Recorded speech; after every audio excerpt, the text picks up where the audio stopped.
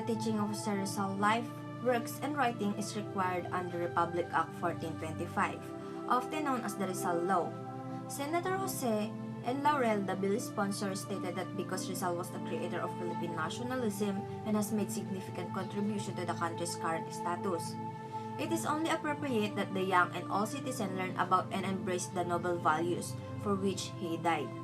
This is not only because it is the past and we have to learn about it in school, but also because the power struggles engaged and articulated in his time are relevant to our contemporary experiences in the current political context. Given this knowledge, it will undoubtedly offer risks, just like literary works, owing to its credibility to interpretation. However, I feel it educators' responsibility to appropriately nuance how the lessons of this literature are perceived by his or students. When it comes to interpretation, it should be always addressed with due respect for the source and scholarly compassion, if you will. And additional to that, it is thus still feasible to educate results and still provide us with a timeless prism, which through the assess our current circumstances, ensuring that we do not overlook the basic of nationalism and are not obscured by our own prejudices.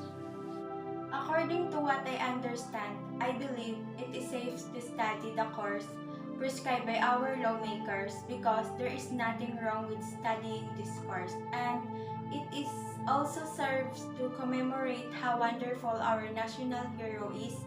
Nationalism refers to a desire for freedom and political independence, particularly by a country under foreign rules, whereas patriotism refers to a passionate dedication and allegiance to one's country.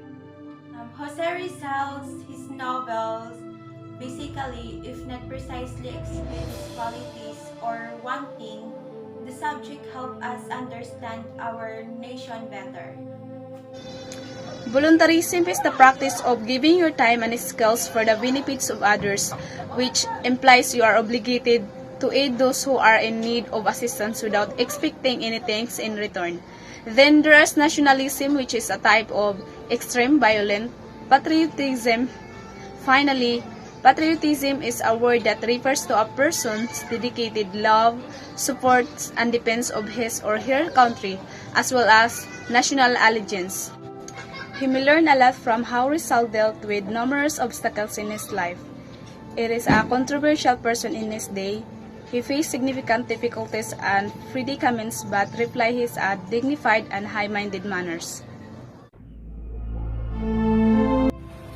It is important to study the lives and works of Jose Rizal because of his contribution to the independence of the Philippines.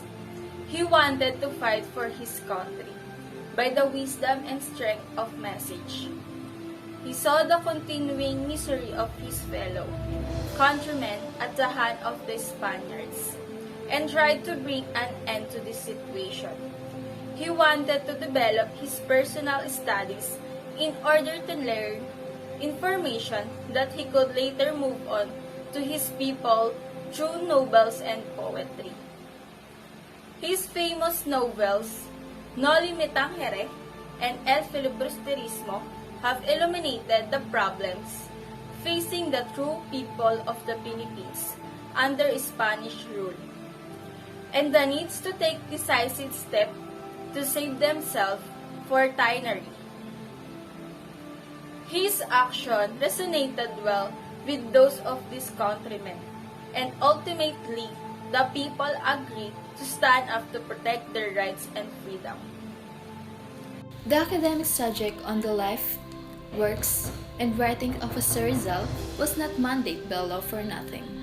Far from being unpractical, the course interesting offers many benefits that some contemporary academicians declares that the subjects, especially when taught properly, is more beneficial than many subjects in various curricula. Jose Rizal's course is a history subject, is full of historical information from which one could base his decision in life.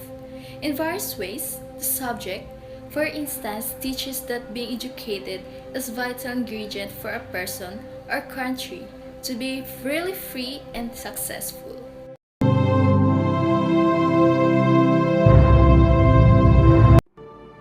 The two met in the province province of Dagupan when Rivera was only 13 years old. This literary piece gives an insight into the romantic relationship of Rizal and his beloved Leonor Rivera. Rivera's parents were not in favor of their relationship, and distance separated them. The two kept in touch by sending letters and photographs to each other.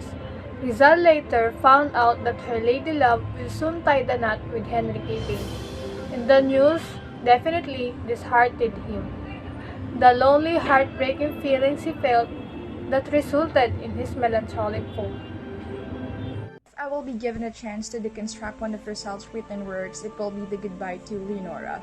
Leonora is his childhood sweetheart and our very own hero, prevent to fall in love while in Brazil because of her. But she married an Englishman named Henry Charles Skipping. One of the blueprint for nation building is willingness to sacrifice for the country, and I think that's what Rizal did. He sacrificed his love for Leonora because he kept on sending letters, even if it's already like 1 year not hearing any response from her.